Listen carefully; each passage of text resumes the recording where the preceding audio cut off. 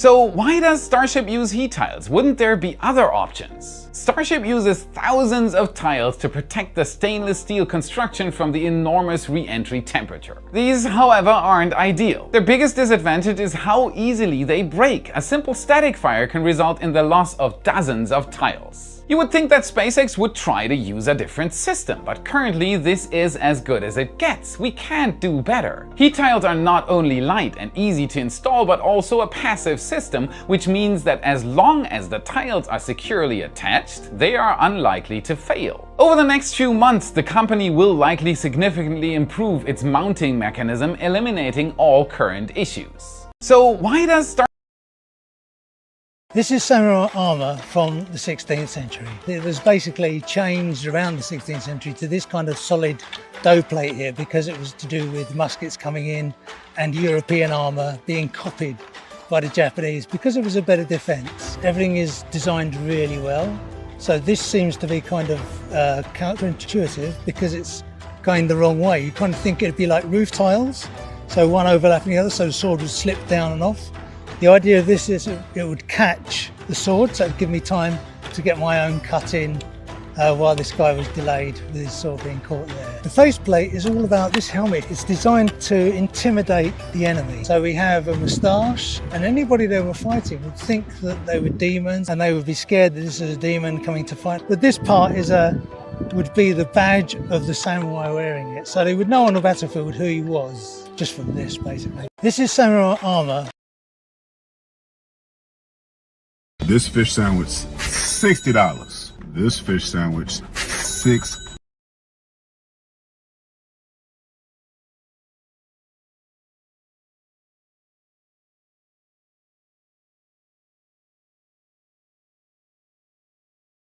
A video on Snapchat of a... He pulled up, recorded it, pulled the trigger, and then drove off. We had two people call us and say that they saw a video on Snapchat of a white male by the name of Talon Lowry shot someone sitting on a bench. Sir, someone's been shot, man. When police receive multiple calls reporting a shooting that was posted online, they have no idea who they may be up against. But the Snapchat posts of a deranged teenager may unlock the motives behind this gruesome tragedy. And though they didn't know it at the time, this video is only one of several documenting a twisted crime spree. I just got punched really hard. Okay, do you know who it was? No. It looks like he just wanted some pain on it, a Snapchat pain or whatever it is. 2 weeks before the shooting, on the evening of October 19, 2017, police were called out to a Walmart in Gainesville, Georgia, after a woman had fallen victim to a vicious attack. When the officer arrives on the scene, he's unaware if the attacker still lingers inside. Where'd the guy go? Did y'all see him? Or? Nobody has actually seen where he went. Somebody said he went towards the shoe department. So nobody knows really where he's at? Looking around. Okay. All right.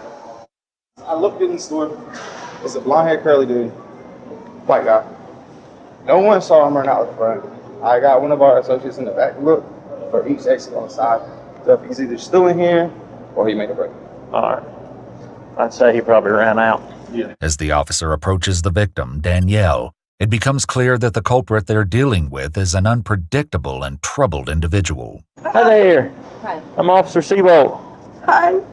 You gonna make it? Yeah. Okay. I just my head. You're what? I just got punched really hard. Okay, do you know who it was? No. You don't know him? No, not at all. And I don't know anybody that would punch me. Okay. I'm a nursing student. Okay. Where were you when it happened? Right here, right there? Right this spot. So he come around the corner and just... I was coming around the corner. He was walking like this. And then but he had his phone up like this. Like he was taking video. So he didn't say anything or anything? No, he just didn't say anything. And then he just like all of a sudden went boom, like really hard.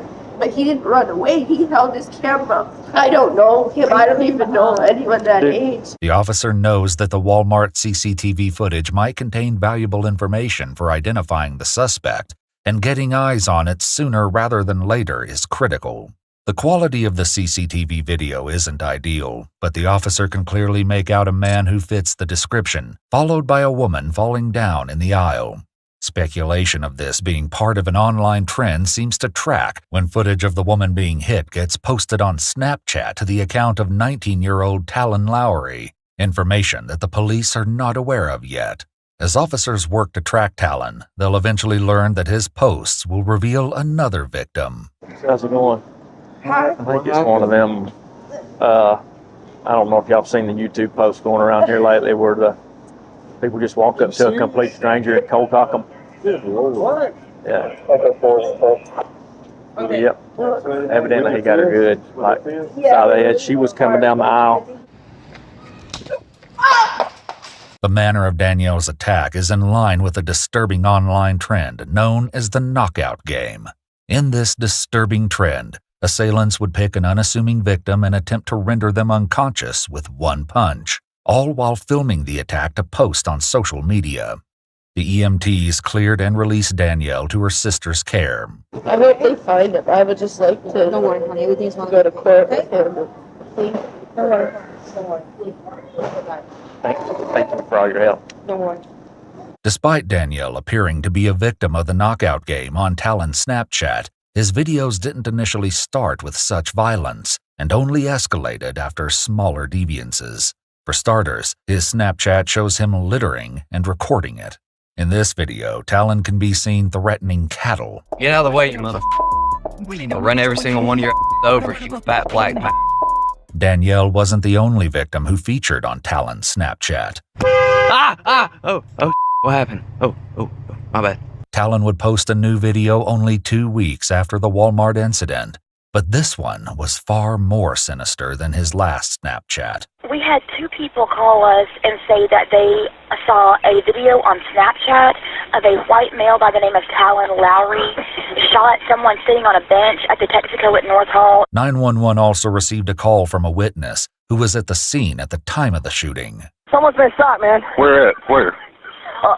We're at the Texaco on State Route 11. State Route 11. Hall County. Texaco. Yes, sir. What else is near that Texaco? There is No Pun Road. Okay. And Jim Hood Road. No pun. Okay. The dude videoed it on his phone. He was in a burgundy truck. Okay. Is the guy who got shot still there? Yes, sir. He's here. He's on the ground. I'm on the phone with him right now, ma'am. All right. Yes, sir. Yes, sir. He's on the ground right now. All right. Now, what about the guy that left? What kind of vehicle did he leave in? I don't know. He pulled up, recorded it, pulled the trigger, and then drove off. Police arrive at the Texaco, and when they reach the victim, he can be heard gasping for air while attempting to respond to their questions. What's your name? Brian Ramirez. Brian Ramirez. How old are you? 18. 18? Yes. Do you know the person that shot you? I do not know. Okay. Did you recognize the truck? I did not. Brian Ramirez, an 18-year-old employee at Texaco, was sitting outside on a wooden bench during his break when he was shot. An ambulance arrives and Brian is transported to the hospital. The concrete is stained red, and the remnants of Brian's bloody glasses, name tag, and wallet are all strewn about. His mom arrives at the scene, but her son is already gone. This is his mother. Okay. She wants to know what happened. He suffered a gunshot wound, and he's en route to the hospital, Right. so she can go there. The shot fired by Talon Lowry would ultimately claim Brian's life. After his cruel and senseless murder was posted on Snapchat, police knew who they were looking for, and it wouldn't be long before they located Talon Lowry. We have a possible address off of Highway 17 on Peppermint Drive that our deputies are going to check out. We're less than 5 minutes out. If you want to, you can go ahead and get in your vehicle and come on out of there. We got a lot of cars going to try to get up in that driveway. Officers, assuming Talon is still armed and dangerous, prepare to face possible confrontation as they move in for his arrest. That's it. So the truck is there. Make sure that they know that he has an AK-47. Tell them that he's got an AK-47, please, ma'am. Okay, Do what? we're letting them know. Have they got him yet? Have they talked to him yet? No, they just found the truck just now. At Hawk County, I've got the Talon Lowry subject detained at this time. Radius clear 2325. With Talon Lowry now secured and detained, investigators begin to piece together the evidence against the 19-year-old. Multiple people, including Talon's childhood friends, are brought in for questioning, and what they say will paint a picture of the troubled teen, providing insight into why he'd commit such horrific acts. I've never liked Talon. Like, he's always just been weird. And it's not that, like, because he's quiet, right? Because, like, we hang out with a bunch of quiet people, but Talon's just always, like, been too quiet. Talon's always kind of been a little weird or different than most people, but What kind of other stuff has Talon put on his Snapchat before? I think he was trying to seek out attention or something. Because like I don't guess he really had any friends. Like none of my buddies, like, we never hung out with him, nothing like that.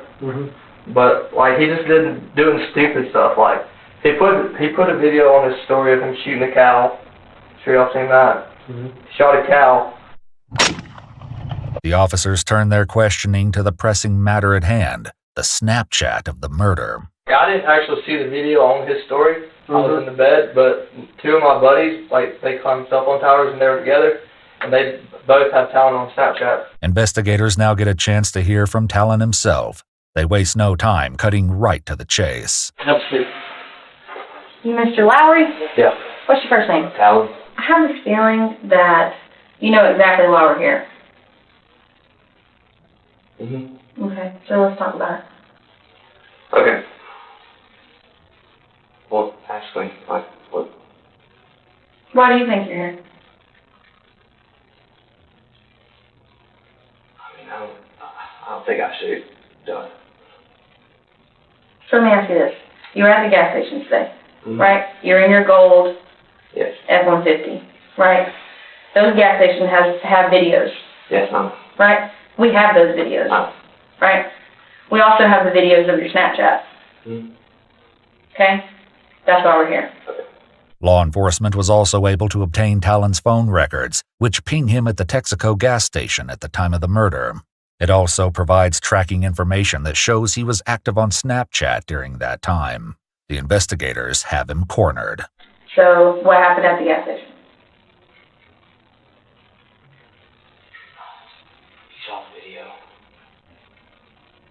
So that was you in the video? Yeah. With the gun? Now, did you have a reason to do that? Did you know who you were shooting at? When you shot the gun? What did you see happen?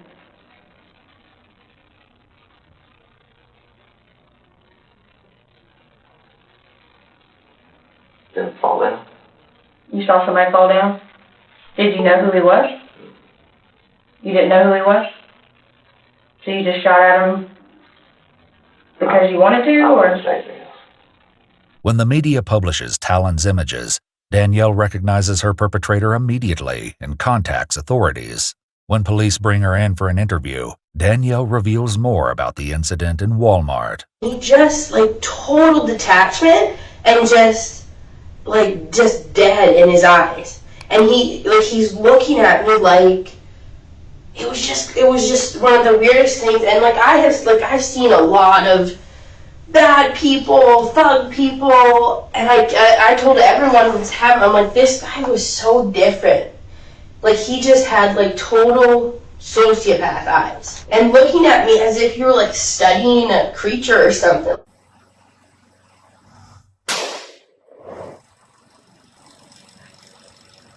Investigators believe Talon Lowry's demand for attention on Snapchat drove him to commit unspeakable acts of violence. For the attack on Danielle at Walmart, he was charged with battery, and for taking the life of Brian Ramirez, he was charged with malice murder and felony murder, as well as 2 counts of aggravated assault and possession of a firearm during the commission of a crime. He pleaded not guilty by reason of insanity and was diagnosed with schizophrenia. However, the evidence of his crimes was enough to bring him to trial. On February 2, 2023, Talon was sentenced to life in prison with the possibility of parole after 25 years. He's currently held at the Augusta State Medical Prison.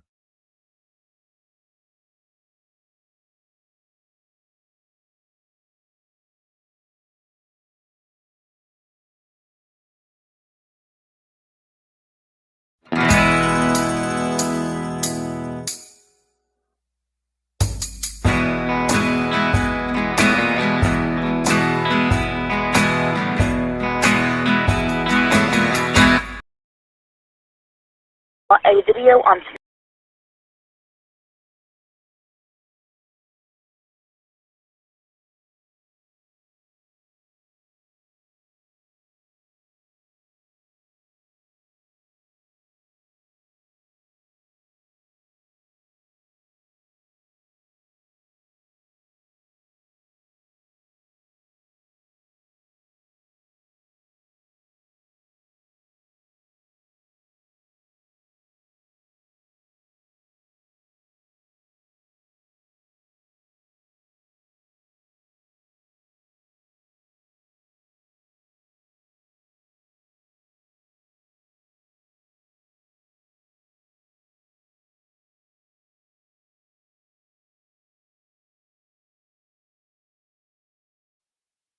This song is your new national fucking anthem. This song is called Superstar.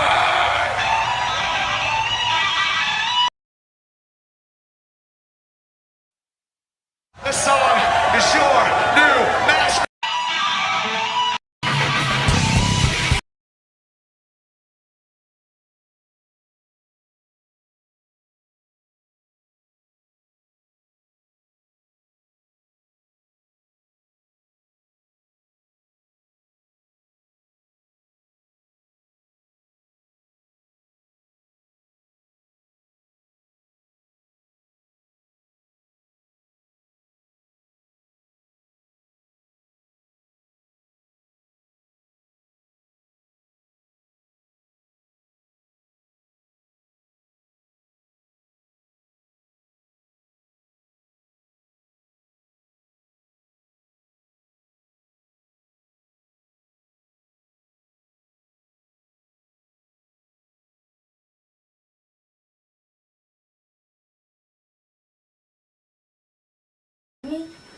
And vinegar.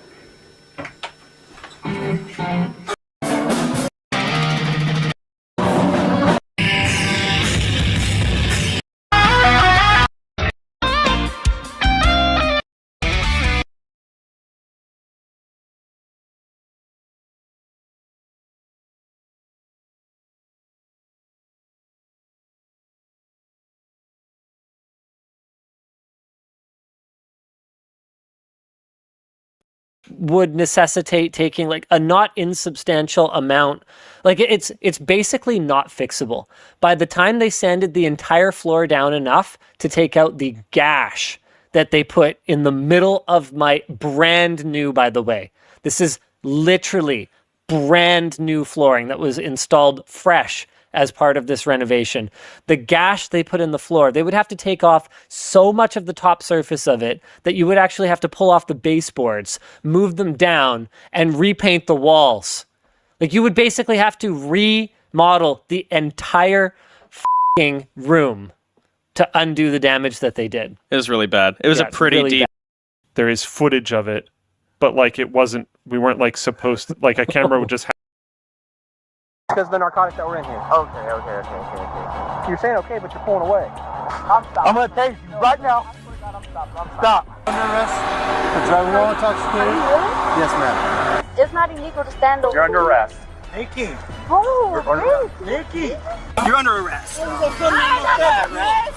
You don't grab an officer's taser. What's wrong with you? All kinds of suspects escape from the police, from shoplifters to abusers and even wanted killers. When wanted killers escape, the stakes are incredibly high to ensure they're found. But these suspects are the most desperate to get away. From suspects who made fake stories about their victims running away to suspects who lead the police on impossibly dangerous high-speed chases, let's dive into what happens when wanted killers realize they've been found. Darius Wingate. Our first case takes us to Okaloosa County, Florida. On the 12th of March 2022, an officer pulled over a vehicle with a legal window tint. Little did the officer know that the driver actually had multiple warrants out for his arrest, one even involving a murder. Getting to the bottom of things was an incredibly difficult task, and moments after the driver was pulled over, he was already visibly nervous, sounding alarm bells right off the bat. Can you roll down this one for me? Thanks, man. Good. That's not for your 10. too dark. I'll put the tip meter out for you.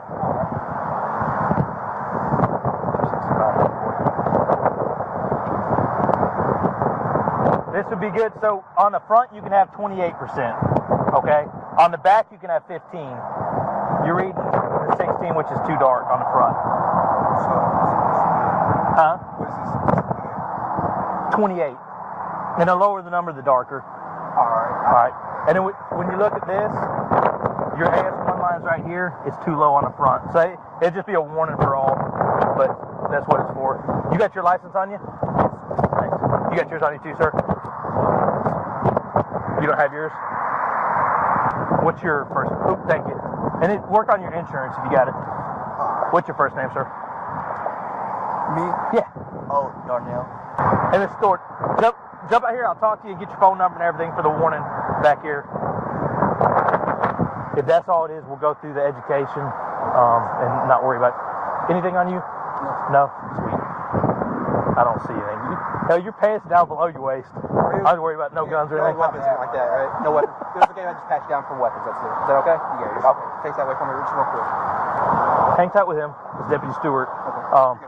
I'll go through that, and then, like I said, if there's just a little roach or something like that, we'll work on education and get you out of here. Okay. Let me. Y'all get to sit back down. You cold? Hell yes. This is cold as hell right now. All right. No charges. I'm not charging anybody. Smoking in the vehicle and having it not in a container are both violations. There's still criminal violations. Okay. But I'm going to do a report and destroy the violation. Yes, okay. So if it'll be documented that you've been given a warning. I just clean out your door. I believe you that you're in between houses now. Yes. There were 2 male occupants in the car, and during the investigation, both of them were asked to exit the car. Since they were cooperative and forthcoming, the officer decided to let them off on a warning.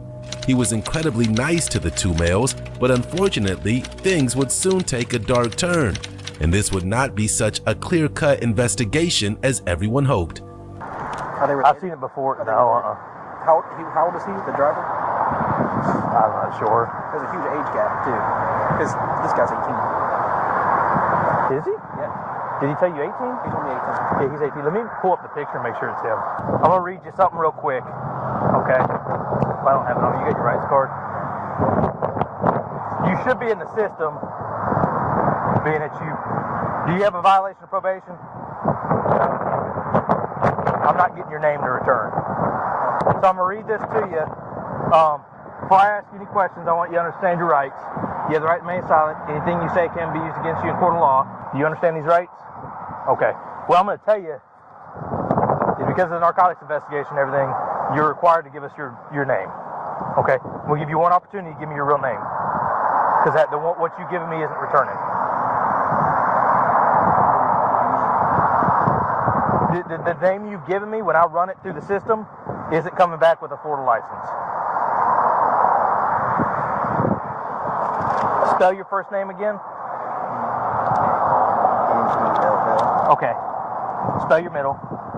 Trevor, T-R-E-V-O-R. And then your last. Right, W-R-I-G-H. Okay. And it's a Florida license? No, sir. Where's it out of? Do you have a warrant out of Illinois? No, sir. Okay, it's an Illinois license. Yes. But you're on probation out of... That's not my car. So this wallet that was in there isn't yours, that was in your bag? Okay. Huh? I was just about to say, what wallet did you get? That white one. It didn't take long for the officers to notice that something was amiss, and when they couldn't find his name in the system, they knew he had given a fake identity. He still tried to maintain his lie for a while when the officer confronted him, but he knew that jig was up. Jump out here real quick and just turn and face the car when you get out. I'm going to detain you. I'm being detained? Yes. Because your name... Wait. Look. Don't go south now. No, I'm not going south, sir. I'm being guys. What am I being detained for? Because you give me a name that's not returning. Go ahead and jump out. Whoa. Look, don't... Jump out, man. That's it. All you gotta do is just verify. These will come off. Okay, wait. Don't stop. Don't pull away, man. Don't pull away. Dude, it's gonna go. Stop. Talk to your boy. Okay. That's it. We're just verifying. Just because of the narcotics that were in here. Okay. You're saying okay, but you're pulling away. All right. Jump out here.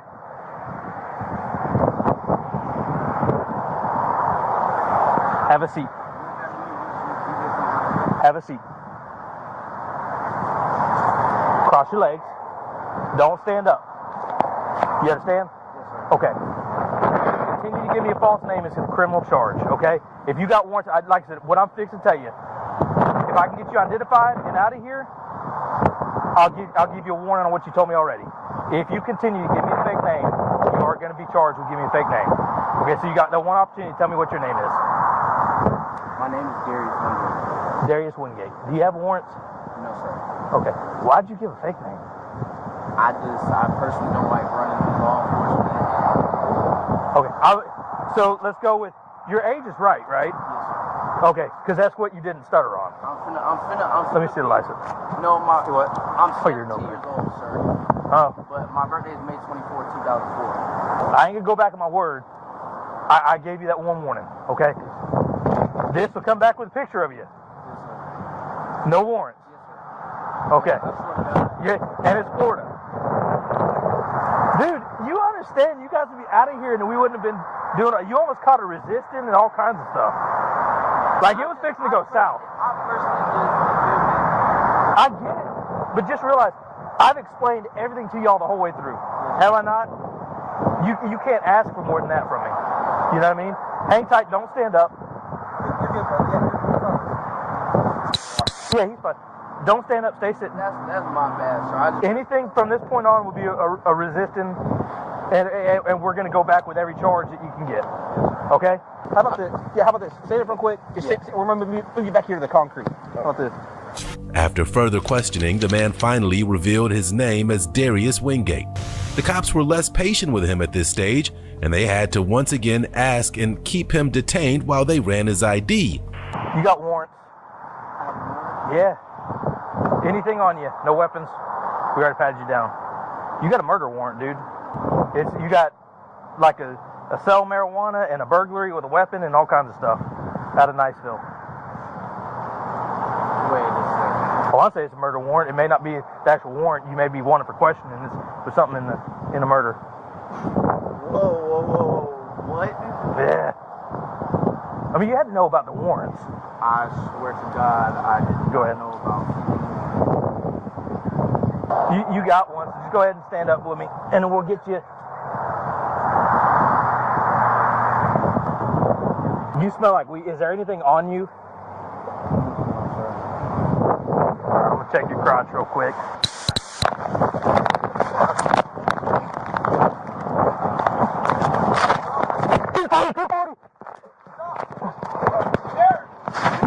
Three 16, 240.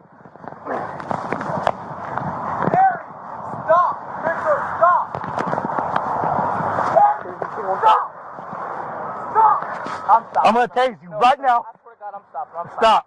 I'm stopping, sir. I'm stopping, sir. Thanks, Thorne. I'm stopping. Don't move. I'm stopping, sir. Stay right here. Hold him. I'm stopping, Thorne. I got him. I'm Thorne, Chad. You ain't going nowhere. All right. We'll get shackles. I got it. I love you, bro. I love you too, bro. I don't know what the fuck. Stop. Back seat, driver's side. No, I'm straight, boss. No, man. You're done. We'll get you. Hey, boss, I'll work with you. Yeah. Huh? I'm asking about safety. You're fine. Yes. Sir, I'm No. Just relax. On the feet. That's what I'm saying. I'm wrong. You Good gosh. We're gonna let you over. To make matters so much worse, the suspect tried to make a run for it during his search. As expected, this came to a crashing end seconds later as he was taken down to the ground. He decided to be friendly with the officers, but it was way too late now. Soon, he'd admit to having drugs in his pants as well, proving that he was lying from the start. Go ahead and put those other extra cuffs on. Let me ask you again, do you have anything in your pants? Yes, sir. Okay. 37, you cancel traffic. Slow everybody else down. That's good because we won't get the charge on you for introduction. What do you have in your pants? Weed? Sir. Crack? Okay. Dude, we'll work through it. All right, just is it actually in your underwear? No, it's right here. Inside your pants? In the coin holder? You let him grab it. No, I swear I don't have it. It's in your pocket? Okay. Thanks. Is that it? Yes. Okay. Dude, I've been straight up with you from the beginning. And I really respect that. Like, all right. God, I'm glad we didn't tase you. That's all you got? Yes. Okay. Thanks for calming down now. Can I get my phone to my Hang tight. Can I please just do it one thing at a time? There, hang tight. One thing at a time. Go ahead and sit up with them, and they're going to get you in the car. These may be too tight. We'll check them when you get up, okay? You know my password, so they can get into it. I get you. First, 3, 2, 1. Ow. I'm saying, can you get my phone? Here in a second. No, I just want to make sure my money. Come on, you're good. You're good. We got I had, hold on. I want to say like $500. Okay. Hey, Thorn, get my phone. Come on. My phone and my money. So I have the right to say that I can get my money in my phone. Yeah. Right here. Lay up against the car. Anything else on you? No, sir. He was charged with possession of cocaine with intent to distribute and resisting arrest. The next suspect, an OnlyFans model, didn't give the officers a fake identity, but her story took an even crazier turn. Courtney Clinny. On the 16th of September 2020 in Austin, Texas, officers responded to the scene of a two-car accident. When they arrived, the female driver of the rear vehicle appeared to be asleep, but the officers soon found out that she was drunk and passed out. The driver was later discovered to be OnlyFans model Courtney Clinny. Let's see what she had to say in her defense. Hey, bro. I think she's sleeping. Maybe drunk.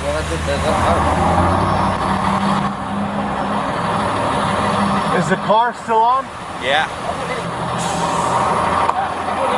Hello. Huh? Hi. Hi. Do me a favor. I want you to stay right where you are, okay? Awesome. Okay. Hey. What's happening? What'd you say? What's happening? What? What's happening? Oh, nothing. Nothing? Do you know where you are right now? Yeah, I do. Okay, where are you? Where am I? Yes.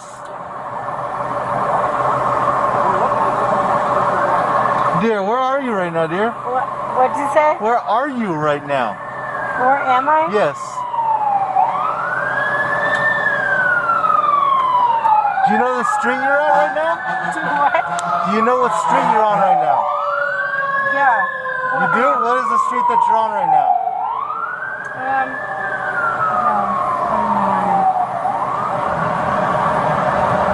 Huh? Huh? What street are you on right now? Hey, let me ask you this, okay? Let me ask you this. This is obviously a little confusing to take off the belt. Are you hurting anywhere? Do you need any medical attention for any reason? No, I don't. Okay, can you look at me real quick? Yeah. Do you know who I am? What do I do for a living? Can you look at how I'm dressed? Huh? Can you look at how I'm dressed? Do you see how I'm dressed? What do I look like to you? I don't know. Okay. Do you know that I'm a police officer? Yes. Okay, Yes. okay, good. All right. The only reason I'm asking is because apparently you've been involved in a collision. I don't know if you see the vehicle in front of you. Yeah. Okay. So I want to make sure that you're okay. All right. I am okay. So you're not experiencing any kind of pain or anything? Obviously, No, I'm not. obviously I'm you were wearing a seatbelt. That's good. There's no airbags that are deployed. That's good. Okay. Do you have your ID with you? No, I don't. No? Okay. Do you need any medical attention right now? I don't. You don't need any medical attention? Okay. The officers walked up to the car to find Courtney unresponsive in the driver's seat, and when she came to, she was confused when the officer questioned her, fidgeting and not really responding to his questions.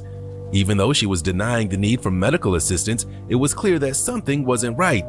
The officers would also talk to the victim in the crash, who would be able to put things into perspective. What happened on the crash? No, I stopped again because the lights to stop. The light was red?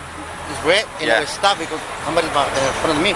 And the lady come and boom. I said, no more. He hit it one more time. He said, one more time. I said, no. I said, no. So it hit you twice or just once? Just twice. It hit you twice. I'll tell you what.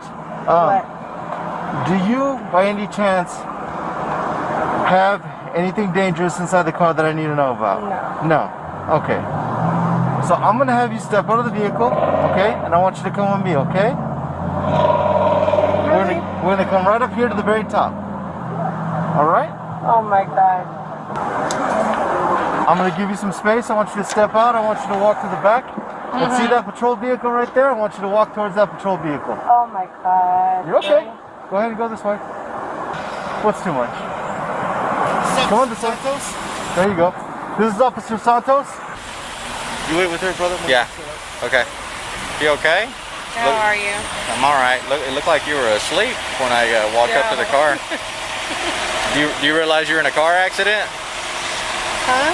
Do you realize you're in a car accident? No, I don't. That's your white Mercedes right there, right? That's not okay. Okay. That white Mercedes, is that your car? Yeah. Okay. You were driving it. I was driving it. Yeah. Ran into the back of that other guy's car. Yeah. He's okay though. He's not injured, thank goodness. Can you at least tell me where you were trying to drive to? What was your destination?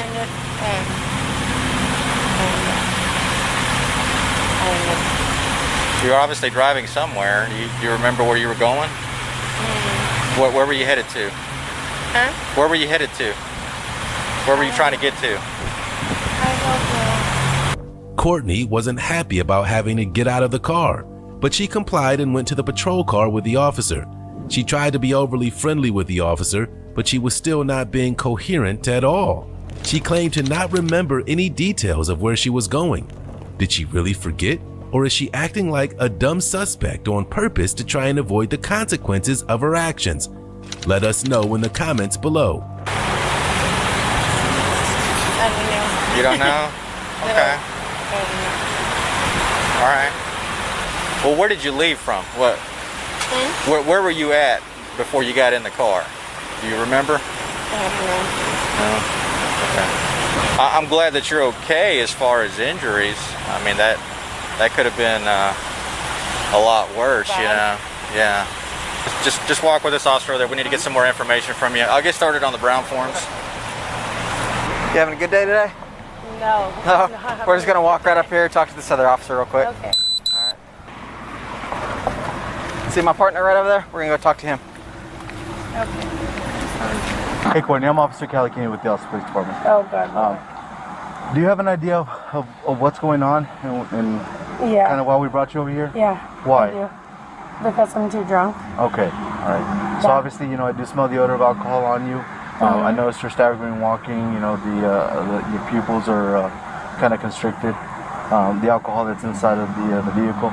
Those are all concerning things to us. The fact that you fell asleep during a major collision. We have to go through an investigation. Okay.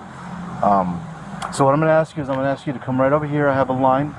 It's a nice. Well, it's not the brightest of yellow lines, but it's a yellow line. Where we're going to proceed to go ahead and take the test. This one right here. And it's going to be the first marked out line right here. So I do smell the alcohol in your breath. Okay. When was the time that you actually started drinking? Didn't. You didn't? I don't understand that. No. I haven't. You have not drank? No, I have not. I have not. Okay. You have not drank today? I have not drank today. Okay. Okay. You were drinking yesterday though? Yes. Where were you drinking? Was it No. a park over here? Was it one of the apartment complexes? No. No? Okay. Are you going through? Okay. I'm sorry about that. Just understand that drinking alone, and usually drinking alone in an environment that normal people wouldn't be drinking, those are all warning signs, okay? Yeah. I'll give you some time. She was clearly quite unstable, and she swung between denying everything and just breaking down in tears.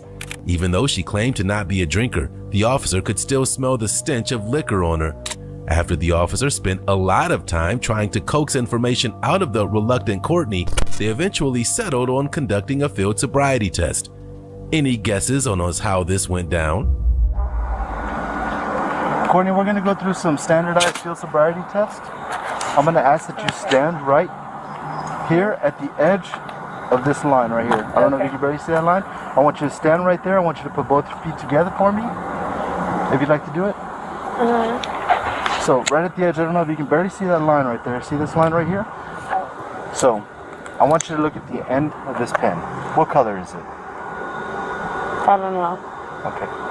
Can you take a finger and put your finger on the tip of the pen? I don't know.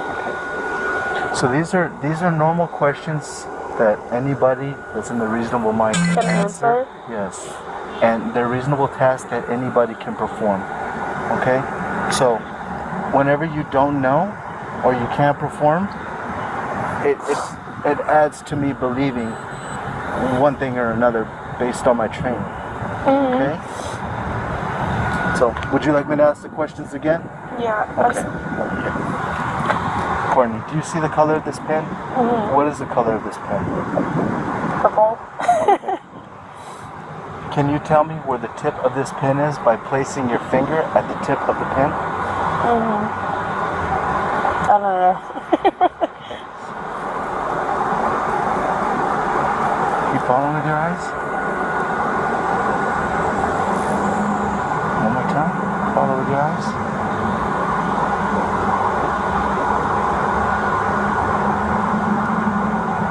Same thing. One more time. Follow with your eyes. Courtney did not follow the instructions and did painfully bad on the field test, and she even started laughing halfway through. No one else found this funny though, and she was already on thin ice. The tests would continue, but her state didn't improve at all. Okay. Do you see the line, or is that line blurry as well? No, I can see. Okay, no, just making sure. So I want you to actually look. The line is right here. So put your toe next to my toe. There you go. Well, I want you to do this right there, like that. On top of that line. That was good. All right. Now what you're gonna do is you're gonna take your right foot and place it in front of your left foot, toe to toe, or heel to toe. I'm sorry. You wanna try that? Yeah, let's get it. Okay. Heel to toe. Put it in front. See how mine is? Okay. You're gonna do exactly like me. We got it. Okay, jump on it. Let's do that. Okay, do you think you can do that? I can do it. Let's give it a try. Let's start right here. Right here, Courtney. This is your line. This one right here is your line. Okay? Okay. If you get in the starting position, go ahead and get in the starting position. Left foot on the line. Okay. Right here. So remember, left foot has to be on the line over here, Courtney. So your left foot has to be on this line right here. This is the important line. Okay? Yeah. So your left foot has to be on top of the line. Your right foot has to be in front, heel to toe. Okay? Hands down by your side. And that's when you're gonna start. Okay.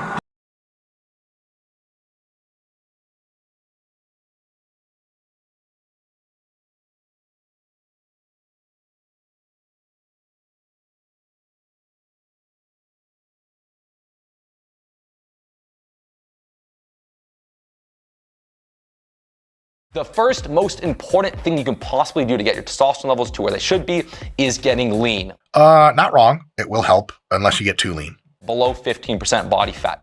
Yeah, that's probably not true. Anywhere between 10 and 20% generally is the highest level of testosterone. You can experiment with getting lean, and the benefit of getting lean is actually just that you get lean. And then who gives a shit what testosterone you have after that, because you're the man. Some people will experience their highest testosterone levels and best look and best feel 10 to 15%. Some people at 15 to 20, so you never really can tell. As far as the best foods to really build your diet on, I've even been experimenting with doing a little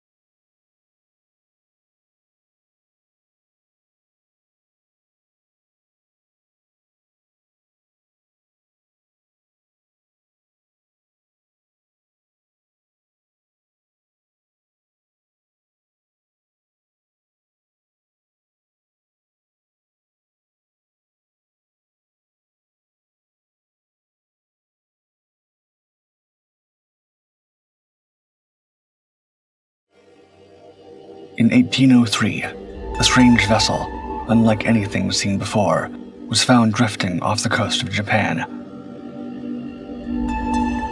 Inside the boat was an enigmatic woman, her features foreign, her language incomprehensible, and her origins unknown. At the time, Japan was an isolated nation, its shores rarely breached by outsiders. Wars raged within. Shoguns and daimyos rose and fell, and dynasties flourished, all while the wider world was largely oblivious.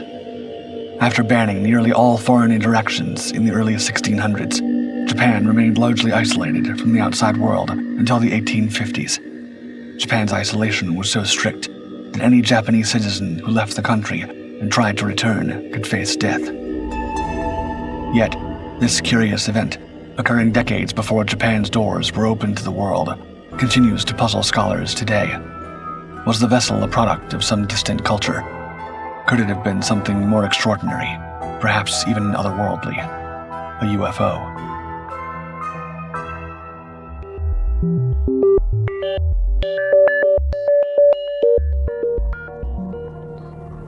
A strange vessel.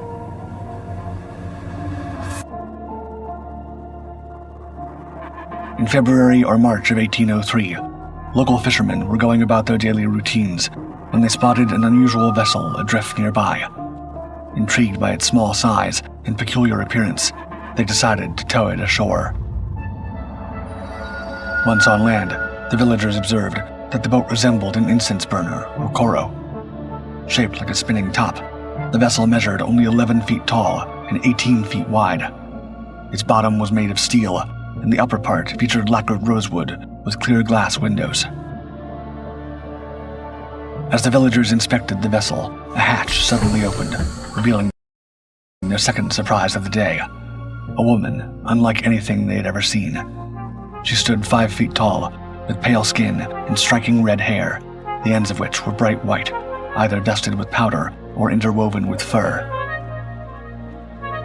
The boat's interior held water and other supplies, suggesting she had planned the voyage to some extent. Mysterious markings adorned the cabin's walls. Though friendly, the woman spoke a language the villagers could not understand, and it soon became apparent that she did not understand them either. She also clung tightly to a box about 2 feet long, refusing to let it go. A local elder recalled hearing of a similar incident in another village years prior. He believed the woman was a foreign princess, exiled for defying an arranged marriage and choosing her true love instead. Her lover, he claimed, was executed, and she was banished. The box she held so desperately, he speculated, contained her lover's severed head. The elder advised that sending her back to sea was a merciful act, aligning with her fate, and suggested the villagers do the same. Fearing the governmental scrutiny that would follow if they harbored the foreign woman, the villagers heeded his advice. They returned her to the vessel, which they called the Utsurobune, or hollow boat, and pushed it back into the sea, leaving her destiny to the waves. This story, while easily dismissed as legend, was extensively documented in multiple historical texts between 1815 and 1844, including the Oshikuzaki, Toen Shusetsu, Horyu Kishu, and Ume no Chiri. While the finer details vary, the core story remains consistent. Unraveling a mystery. A closer examination of the Utsurobune mystery reveals that it is part of a broader tradition in Japan, one that features tales of solitary women arriving on strange vessels. One such account dates back to May 1698, when a strange boat allegedly docked at Toyohashi.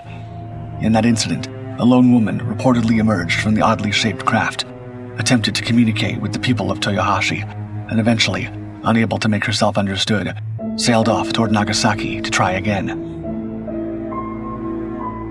Other legends follow a similar pattern. A mysterious woman appears in an unusual vessel and either remains with the locals or departs, never to be seen again. Despite being documented, these stories often reference people or places that seem to have never existed. They are recorded as facts in various publications, blurring the lines between history and folklore. Several historical connections can be drawn between the characteristics of the Utsuro-bune legend and the wider world beyond Japan. For instance, the woman's description bears a striking resemblance to the clothing and hairstyles popular in Russia during the late 1700s. This connection was first noted by early Japanese historian Kyokute Bakin, who in 1844 investigated the various claims surrounding the Utsuro-bune. Kyokute based his observations on the accounts of Dayakuya Kodayu, a Japanese castaway who lived in Russia from 1782 to 1792. Some speculate that the strange markings inside the vessel could be Russian script, though recreations of these symbols show no resemblance to Cyrillic characters. There's also the possibility that the Utsuro-bune story is a modern retelling of the origin of the Kono clan, a well-known legend in Japan at the time. This tale tells of a 7th century fisherman who found a 13-year-old girl floating in a hollow boat in the middle of the sea. The girl revealed herself to be the daughter of the Chinese emperor, fleeing her abusive stepmother. She later married a prince from the Iyo province, and their son became the founder of the Kono clan. Clearly, the idea of a foreign woman washing ashore in a strange vessel was not novel to the Japanese, and it is possible that the Utsuro-bune legend was heavily influenced by this popular story. Sakoku. Perhaps the most plausible explanation for the tale lies in the centuries-long isolationism imposed by Japan's rulers. Japan's geographical position naturally lent itself to isolation for millennia, but as European nations advanced their seafaring technology and began exploring the world, Japan encountered a growing number of Portuguese and Dutch trading vessels. Concerned about the influence of European technology and the religious ideals of Jesuit missionaries, Shogun Tokugawa Iemitsu enacted the policy of Sakoku in 1603. Sakoku was a nationwide effort to reject foreign trade and exploration. With the exception of a tightly regulated Dutch outpost on a tiny artificial island called Dejima in Nagasaki Harbor, outsiders were effectively banned from Japan. The details of the Utsuro-bune story suggest that it was designed to reinforce proper behavior toward foreigners. The woman's red hair not only marked her as a foreigner, but specifically as a European, a group often regarded with suspicion during Japan's isolation. In Japanese folklore, red hair was frequently associated with demons, suggesting that the woman may have been perceived as a demonic European, the very kind of influence Sakoku sought to repel. The woman's status as a princess likely ties back to the older Japanese legends, but the villagers' decision to send her back to sea reflects the expectations placed upon the Japanese population. When confronted with a foreigner, especially a woman, they were to swiftly and effectively expel them from the country. The UFO theory.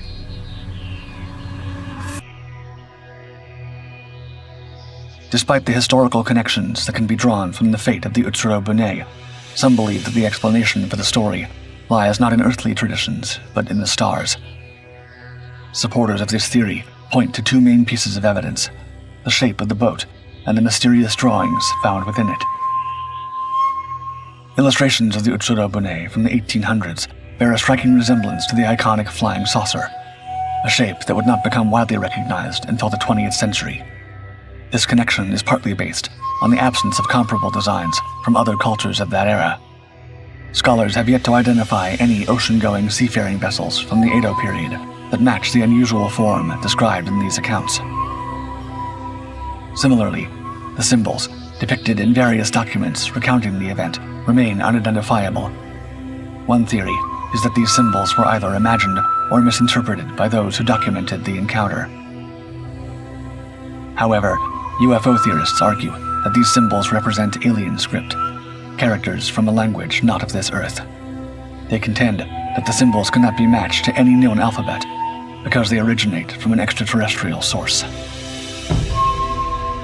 Enthusiasts of the UFO theory view the legend of the Utsuro-bune as evidence of pre-modern extraterrestrial contact, a close encounter of the third kind.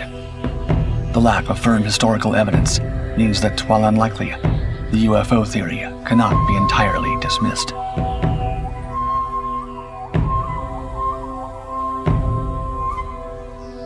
Was the Utsuro Bune a real UFO encounter, or simply a tale designed to ward off foreign influence?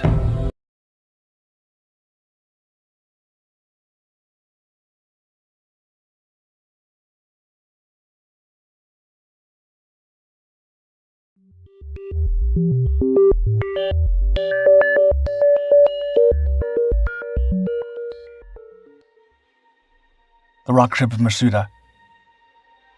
The rock ship of Masuda, known in Japanese as Masuda no Iwafune, is a mysterious stone structure located in the village of Akusa in the Nara prefecture of Japan. This region is known for its key-shaped earth mound monuments that date back to the period between 250 and 552 AD. However, the rock ship of Masuda stands apart in its composition and unknown construction. The rock itself is a massive block of granite, approximately 36 feet in length, 26 feet wide, and 15 feet high, weighing around 880 tons. Though its origin remains unknown, the rock ship was obviously created with a purpose in mind. The top of the stone has been flattened, and 2 square holes have been carved into it, with a ridgeline parallel to both holes. At the base of the stone, there are lattice-shaped indentations believed to be related to the methods used to flatten the stone sides. The monolith's nickname, Rock Ship, likely stems from its ship-like appearance and proximity to the now-drained Lake Masuda.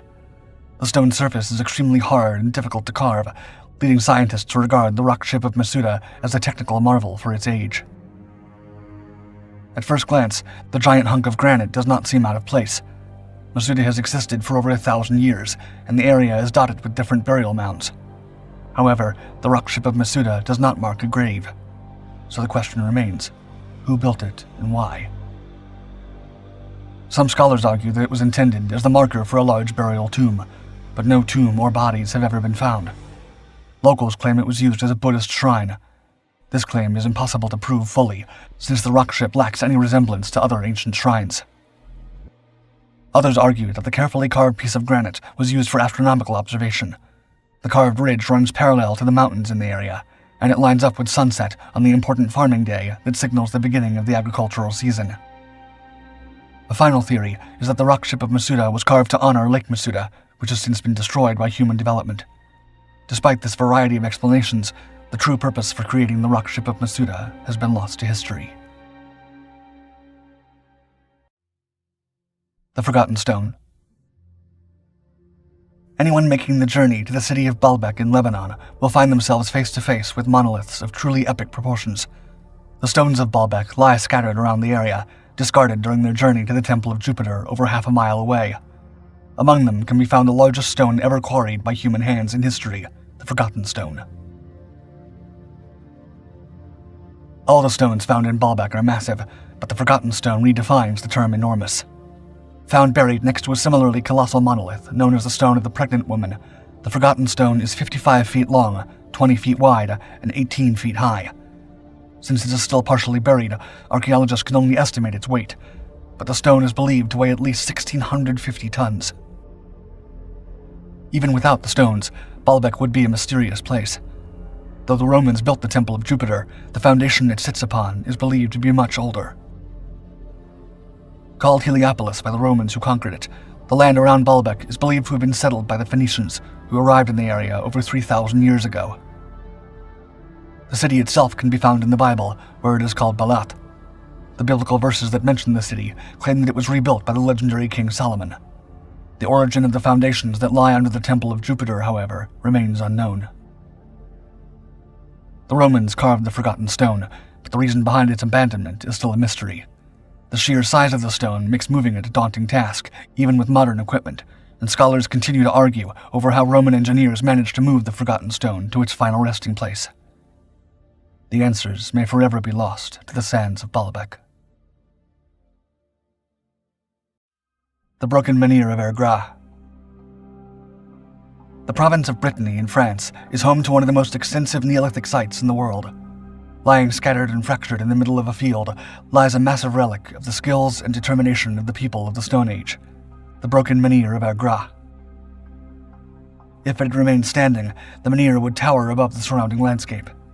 At nearly 69 feet long, weighing around 350 tons, and crafted in 4500 BCE, the giant column is the largest example of stonework ever created by Neolithic peoples. The broken menhir is part of a site known as the Lokmariake megaliths. The site is 1,000 years older than Stonehenge and is a humbling monument to the abilities of our ancestors. The 460-foot-long tumulus passage grave is nearly as old as the broken menhir and still holds the remains of domesticated cattle, interred forever in the earth for reasons unknown. Joining the passage is the Merchant's Table, a Stone Age tomb constructed from the ruins of the broken menhir itself. Both the tumulus passage and the Merchant's Table were finished with pieces of the broken menhir, meaning they were built after the monolith fell. But why was such a massive monument built in the first place, and why did it fall? The stones feature vague carvings of plows, but they have been so eroded that researchers cannot decipher further details. Popular theory claims the monument was torn down, perhaps by a rival tribe or a group offended by the message given by the presence of the monolith. Geologists, however, have a different theory. The mighty pillar was brought down by an earthquake, breaking it into 4 pieces as it collapsed. The Gate of the Sun. While exploring the highlands of Bolivia in the 1860s, Ephraim George Squire stumbled upon an incredible sight. Looking for Incan relics, the American diplomat and explorer found himself in the ruins of an ancient city built by a long-lost empire. Sitting at over 12,000 feet above sea level near Lake Titicaca, Tiwanaku covers nearly 1.5 square miles and is filled with the remains of ancient buildings and relics. Standing guard over the site is the most complete monument that can be found in the city, the Gate of the Sun. Nearly 10 feet tall, 13 feet wide, and weighing around 10 tons, the Gate of the Sun was carved from a single piece of stone. 48 squares are carved into the gate, each featuring an effigy. 32 of these effigies are fully human, while the other 16 have the heads of condors. They all look at the central figure, a man holding staffs representing rain and lightning. The man himself seems to represent the sun, and is likely a creator god. The purpose of the gate is unclear. Some scholars claim that it's a calendar, while others believe that it's an astronomy tool. Part of the confusion about the gate lies in where it stands. Modern research shows that the gate was probably not originally located where it is now, and was simply stood up by European explorers who found it toppled over in the 1800s. The Gate of the Sun is a mystery, but it is no more perplexing than the culture that built it. The city of Tiwanaku once held 20,000 people at its peak between 500 and 900 AD. It was part of the Tiwanaku Empire, which spanned western Bolivia from 600 to 1000 AD. Though they built large cities and crafted impressive monuments, they left no written trace of their legacy. The closest memory of the Tiwanaku Empire was held by the Incan people, who were influenced by the Tiwanakan culture and inherited many of their gods and beliefs. Spanish conquistadors were made aware of the Tiwanakan people during their conquest of the Inca. Pedro Cieza de Leon included the city of Tiwanaku in his notes on Peru, as his men hunted for the southern Incan capital. The Gate of the Sun is not the only impressive sight to be had at Tiwanaku. The city also contains the Puma Punku, the Gate of the Puma. A giant gathering place 550 feet wide and 380 feet long, Puma Punku features 65-foot wide projections in the north and south ends. Said to have been unimaginably wondrous at its peak, the Gate of the Puma contained polished metal, ornamented fabrics, and colored ceramics. It would have been filled with the wealthiest citizens of Tiwanaku, adorned in fine clothes and jewelry. The historians are firm in their belief that the people of Tiwanaku used their own abilities to build the Gate of the Sun and the Gate of the Puma. Another theory exists among the public. Due to its size and splendor, some claim that the Puma Punku and the greater city were created with the support of giants, or even extraterrestrials. Though this theory of extraterrestrial involvement has no more weight than similar claims made at other sites, the lack of a written legacy left by the Tiwanakan people means that any theory made about the Gate of the Sun and the city that surrounds it